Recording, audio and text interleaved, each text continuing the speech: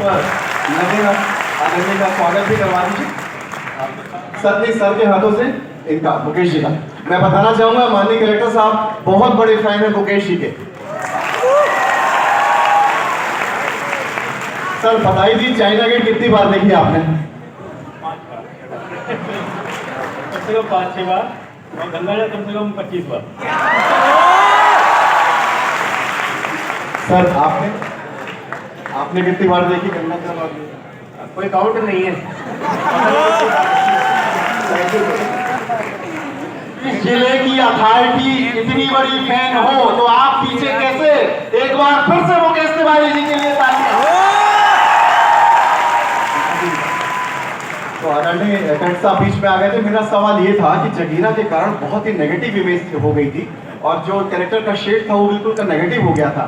तो जब कहीं भी एयरपोर्ट में जाएं तो इन्हें ये मतलब मुझे आश्चर्य कैसे साबित करते थे कि वो एक एक्टिंग थी, लेकिन असल में हम तो साधारण इंसान है। कितनी मेहनत करनी पड़ती थी? नहीं, मेहनत करनी ही नहीं पड़ी क्योंकि 1.5 साल तक कोई मुझे पहचाने ही नहीं कि ये मुकेश तिवारी है जिसने जगीरा किया था।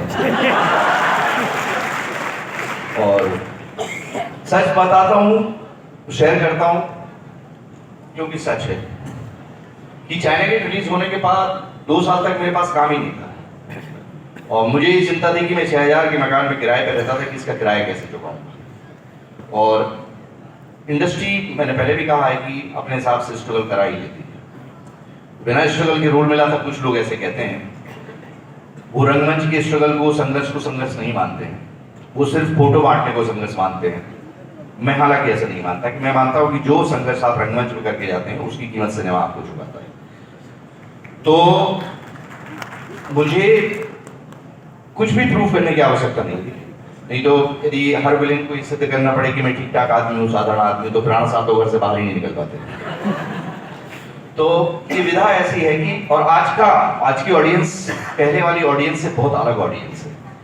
पहले एक एक्टर की इमेज होती थी, एक छवि होती थी, लेकिन आज यदि मैं विलेन का रोल करता हूं तो कॉमेडी भी कर सकता हूं। और ये ऑडियंस की बदौलत होता है कि दे एक्सेप्ट। तो उतना मुझे कष्ट नहीं हुआ, लेकिन हाँ रोल पाने के लिए 2-2.5 साल मुझे बड़ी कड़ी मशक्कत करनी पड़ी। लोगों के तो हर ऑफिस से जाना पड़ा और वो होना भी चाहिए। उसमें कोई मेरा ईगो नहीं था और अभी भी मुझे काम मांगने में कोई शर्म नहीं है और मैं ऑडिशन भी देने के लिए तैयार हूँ। बस पे आपकी दृष्टि ऑडिशन देखने के काबिल है कि नहीं, इस पर निर्भर करता। बहुत बहुत धन्यवाद।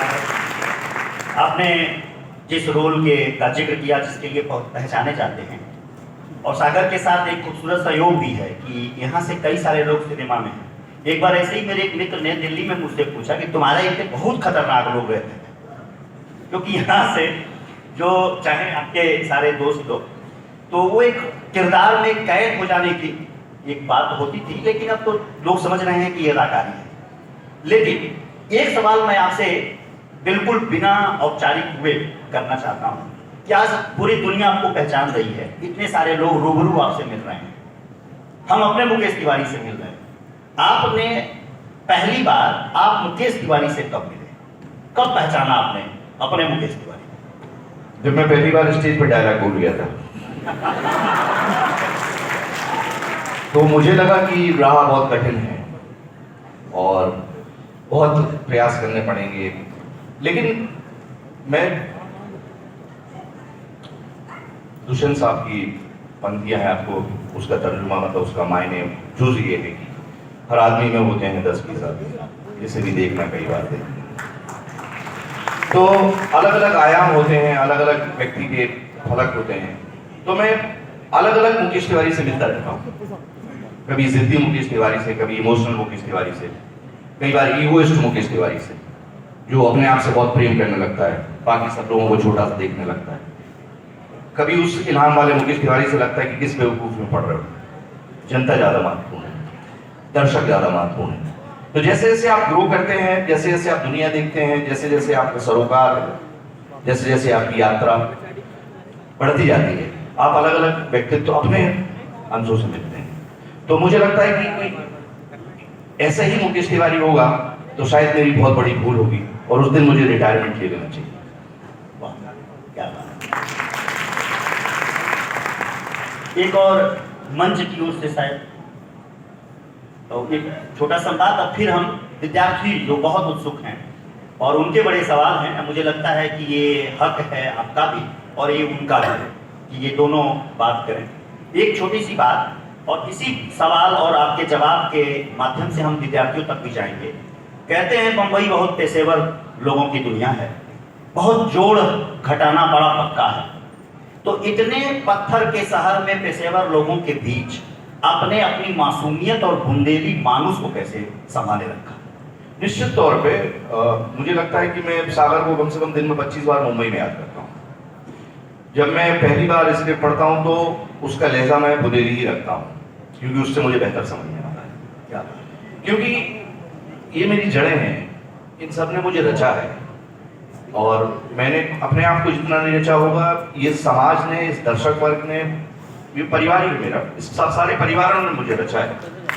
यदि मैंने स्ट्रगल किया है तो सागर के हर परिवार ने संघर्ष किया है मेरे साथ। वो कितना चाहते होंगे कि ये व्यक्ति सफल हो जाए। तो बहुत महत्वपूर्ण होता है कि आपके साथ दुआएं हो, आपके साथ परिवार हो। अकेले तो कोई भी कुछ भी बन जाता है, और बनने का अर्थ सिर्फ पैसा नहीं होता है, सिर्फ नाम नहीं होता है। बनने का अर्थ वो होता है जब एक बड़ा सा परिवार बने और उसके आपके काम नहीं हो। ये बहुत महत्वपूर्ण है, और इस प्रक्रिया को मैं हमेशा याद रखता हूँ। बिल्कुल, बड़ा परिवार तो होना ही चाहिए। गमले भर का मौसम और खिड़की भर की दुनिया में बात वैसे भी नहीं। अब मैं हमारे डियर्स विद्यार्थियों से एक एक करके, सोनी जी इसको पढ़ने के लिए।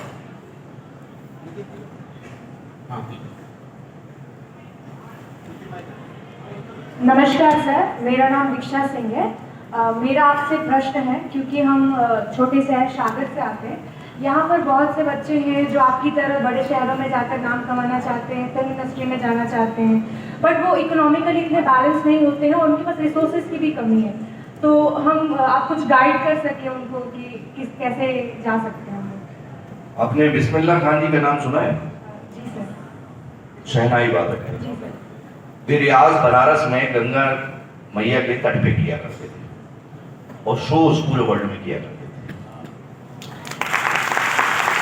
तो रियाज यहाँ करिए, शोज पूरे वर्ल्ड में कीजिए। Thank you sir.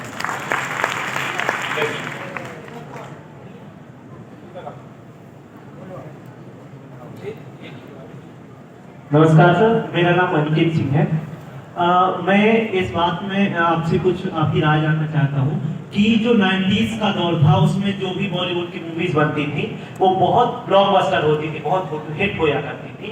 लेकिन आज का जो दौर है, बॉलीवुड की मूवीज बहुत ज़्यादा वो पिट रही हैं, बहुत ज़्यादा वो उनका बायकॉट ट्रेंड चल रहा है। तो ये पॉलिटिकल तो हो सकता है, लेकिन कहीं ना कहीं जो मूवी बनाने में डायरेक्टर और जो भी रोल्स है, जो भी रोल हैं, तो उनका भी कुछ ना कुछ चेंज हुआ होगा। तो आप चूंकि वहाँ अंदर हैं उसके, आप बहुत अच्छे तरीके से जानते होंगे, तो इसमें क्या चेंजेस है पुरानी और आज के वो दौर की मूवीज में? देखो, कोई भी कला, कोई भी आर्ट फॉर्म, चाहे वो सिनेमा हो, चाहे वो पेंटिंग हो, चाहे वो कविता हो, चाहे वो साहित्य हो, चाहे कथा हो या लोकोक्ति, जब अपने समाज प्रश्न पूछ के भगते हैं, हमें भी फोकस के लिए कोई तो चाहिए, किससे बात करूं। हाँ, तो मैं ये कह रहा था कि रैगिंग लेने की थोड़ी आदत है मेरी। तो जब कोई भी आर्ट फॉर्म अपने तत्कालीन समाज को भूलता है तो उसका दंड उसे भोगना पड़ता है, और ये वर्तमान सिनेमा के साथ हो रहा है।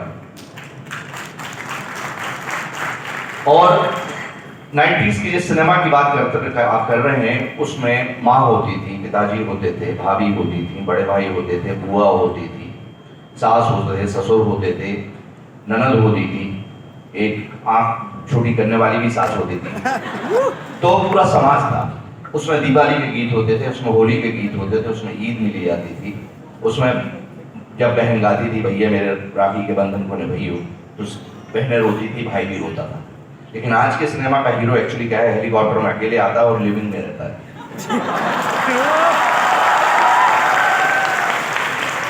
तो निश्चित तौर पे इस हिंदुस्तान में कई हिंदुस्तान है, लेकिन यदि हम अपने समाज को विस्मृत करेंगे, उसको हम भूलेंगे, तो समाज आपको भूलेगा।